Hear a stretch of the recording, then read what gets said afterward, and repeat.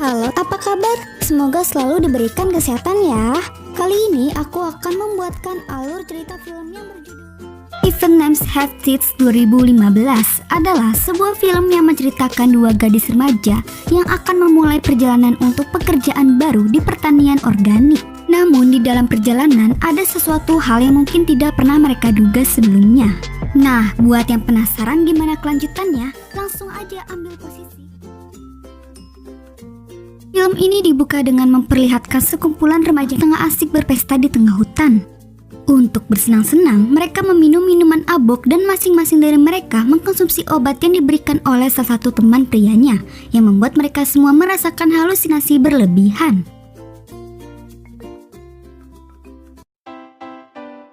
Kemudian setelah pesta berakhir, dua gadis di antara mereka bernama Katie dan Sloan memimpikan perjalanan berbelanja di kota New York. Akan tetapi keinginan mereka harus tertunda dikarenakan tidak memiliki cukup uang dan ditambah biaya untuk belanja juga pasti sangat lumayan. Sehingga membuat mereka memutuskan untuk bekerja di pertanian organik yang akan dibimbing oleh paman mereka yang memang kebetulan seorang agen FBI bernama Jason. Pada keesokan harinya, Jason membawa Katie dan Sloan ke apartemennya untuk tempat tinggal sementara. Lalu ketika waktu sudah pagi dan matahari sudah terbit, Jason mengantarkan Katie dan Sloan sampai ke tempat pemberhentian bis yang akan mengantarkan mereka ke pertanian organik. Sebelum itu, karena memang Jason seorang yang paranoid, ia memberikan sebuah kode rahasia kepada mereka untuk berjaga-jaga. Saat setiap mereka berkomunikasi dengan Jason, mereka harus menggunakan kode seperti sebuah kata Apple, dan kode itu setiap harinya akan berganti. Hal itu dilakukan Jason karena dia tidak mau jika terjadi sesuatu kepada mereka. Nah, setelah Jason pergi dan sambil menunggu bis jemputan tiba, dua gadis ini menumpang pipis di coffee shop terdekat. Namun, tak lama dua pemuda bernama Jet dan Lucas datang ke tempat yang sama. Dua pemuda ini tertarik kepada Katie dan Sloan. Mereka mencoba berkenalan dan akhirnya mengobrol satu sama lain. Katie dan Sloan menceritakan tujuan perjalanan mereka bekerja di pertanian organik. Kebetulan Jet dan Lucas memang mengaku sebagai pengelola pertanian organik. Dan dengan baik hati, mereka mau memberikan tumpangan kepada Katie dan Sloan. Karena memang dua gadis ini sedikit genit, tanpa menolak, Katie dan Sloan akhirnya ikut menumpang dan melanjutkan perjalanan bersama mereka. Namun di dalam perjalanan itu, Jet dan Lucas malah membawa mereka ke rumahnya. Setibanya di sana, Katie dan Sloan disambut hangat oleh ibu Jet dan Lucas. Keluarga ini terlihat sangat baik. Si ibu membawa mereka masuk dan memberikan sebuah hidangan cemilan yang membuat mereka senang.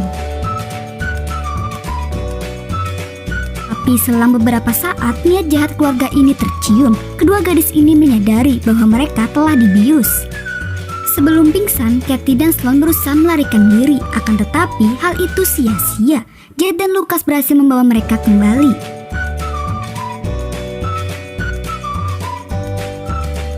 Pada keesokan harinya, Katie dan Sloan tersadar di tengah hutan dalam kondisi tengah terikat rantai dan masing-masing ditempatkan di penyimpanan box.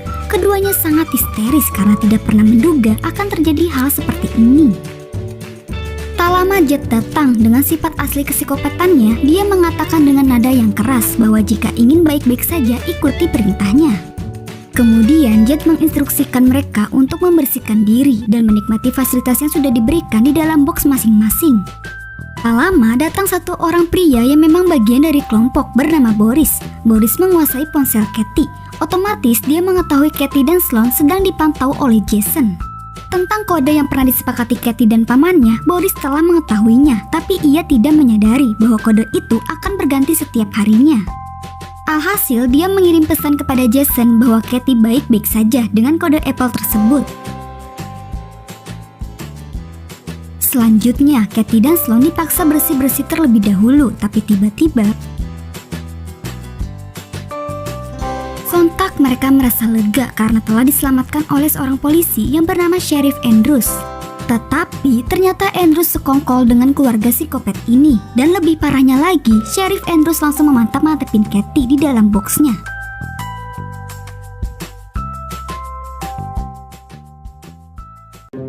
Ternyata tujuan utama mereka tega melakukan ini semua kepada Katie dan Sloan hanyalah untuk dijadikan pemuas nafsu yang notabene harus melayani pria-pria penduduk setempat.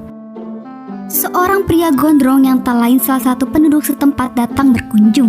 Pria itu memperkosa Sloan dan menyakitinya di dalam box.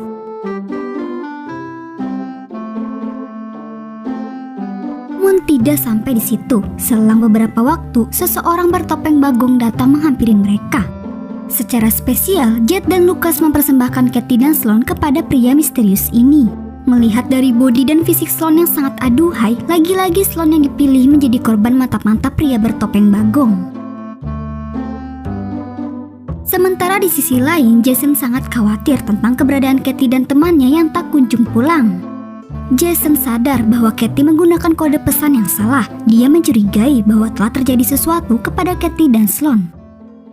Pada akhirnya, dia melaporkan kejadian ini kepada polisi setempat, yang memang kebetulan polisi yang menangani laporan Jason adalah Sheriff Andrews. Jason menjelaskan semua tentang Katie dan Sloan, termasuk Katie yang mengirim pesan kode salah. Nah, dari situ Jason menduga bahwa kedua gadis ini telah diculik. Sementara Andrews yang berpura-pura baik mendengar laporan itu, dia hanya bersikap biasa dan seperti tidak terjadi apapun.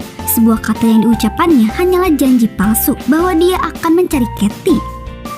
Karena sangat khawatir, pada akhirnya Jason menyelidiki sendiri kemana perginya Katie.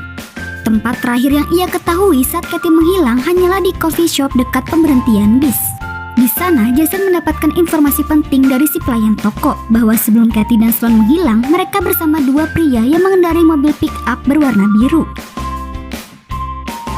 Sementara di dalam hutan, kabar itu terdengar cepat ke kuping keluarga psikopat yang menahan Katie dan Sloan. Akibatnya, Boris datang kembali dan marah kepada mereka karena telah dibodohi tentang kode rahasia tersebut.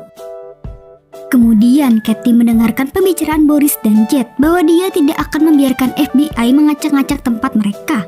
Jadi, untuk antisipasi, mereka berencana mau membunuh Katie dan Sloan untuk menghilangkan jejak. Nah, pada keesokan harinya, pria gondrong penduduk setempat kemarin ditugaskan Boris untuk menjaga Katie dan Sloan. Sedangkan mereka tengah disibukkan untuk mempersiapkan rencana pembunuhan. Tentu, pada momen ini, Katie tidak mau membuang kesempatan. Dia memiliki sebuah rencana untuk bisa segera melarikan diri. Dengan memanfaatkan bentuk tubuhnya yang indah, Katie berhasil merayu pria gondrong sehingga dia mampu membunuhnya dan membuka kunci rantai yang terikat. Lalu, tak lama kemudian, Sheriff Andrews yang baru saja tiba dibuat sangat marah ketika mengetahui mereka sudah kabur. Dan betapa apesnya lagi, Katie dan Sloan diam-diam berhasil membawa kabur mobil Sheriff. Setelah berhasil kabur, saat mereka dalam perjalanan pulang, Katie dan Sloan melihat dua wanita malang di pinggir jalan. Yang saat itu juga terlintas di benak pikiran kedua gadis ini untuk memulatkan tekadnya dan kembali untuk membalas dendam. Agar persiapannya lebih matang, mereka pergi ke toko alat bangunan, lalu membeli sebanyak mungkin peralatan yang bisa digunakan untuk balas dendam. Persiapan yang sudah matang tanpa berlama-lama lagi, saat itu juga Katie dan Sloan menuju ke rumah Boris. Kebetulan di sana Boris baru saja pulang dan tanpa disadarinya, kedua gadis ini tiba-tiba melemparkan bola baseball berduri yang akhirnya berhasil melumpuhkannya.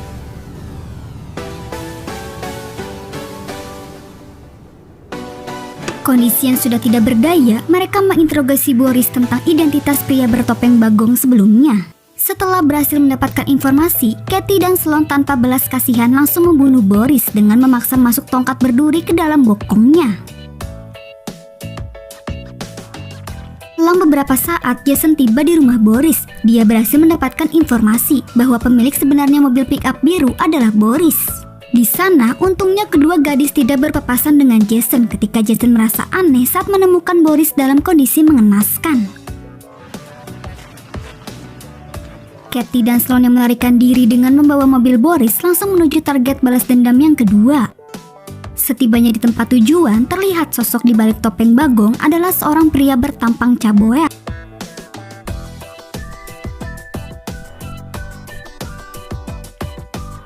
Setelah berhasil melumpuhkannya, siksaan yang dilakukan mereka kepada pria ini sangatlah terasa menyakitkan. Mereka menyeret pria ini sampai di mana saat kondisi pria tersebut sudah sekarat. mereka membakarnya hidup-hidup dan meninggalkannya pergi begitu saja.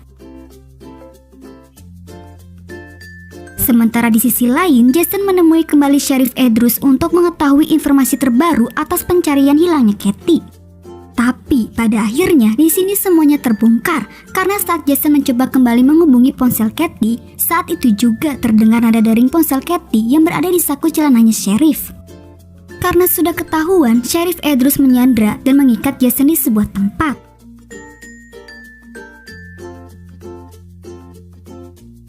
Tanpa disadari Sheriff Edrus, Katie dan Sloan sudah mengintainya sejak awal. Alhasil ketika Sheriff lengah, mereka berhasil melumpuhkannya. Di sini mereka sedikit mempermainkan Sheriff. Mereka membuat Sheriff ketakutan setengah mati. Dan pada akhirnya mereka benar-benar membunuh Sheriff dengan menembak kelapanya.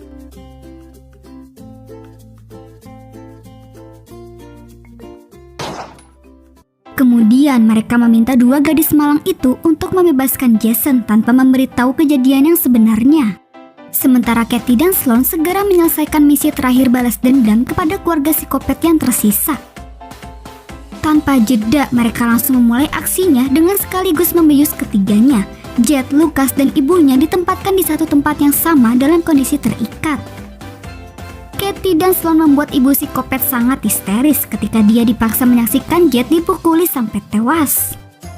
Lalu kemudian mereka memberi kesempatan kepada Lucas agar tetap hidup, tapi dengan syarat mau membunuh ibunya sendiri di depan mata mereka.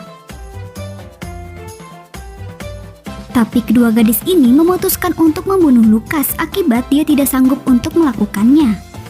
Untuk yang terakhir, Katie dan Sloan memberikan hadiah tiket ke alam kepada si ibu dengan cara memotongnya menggunakan alat pemotong rumput sampai tewas.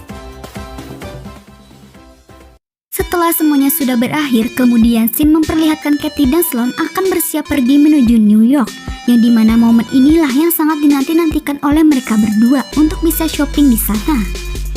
Ketika mereka sudah di bandara, terlihat seorang pria sedang menanti dua gadis yang akan pergi ke pertanian organik. Dan film pun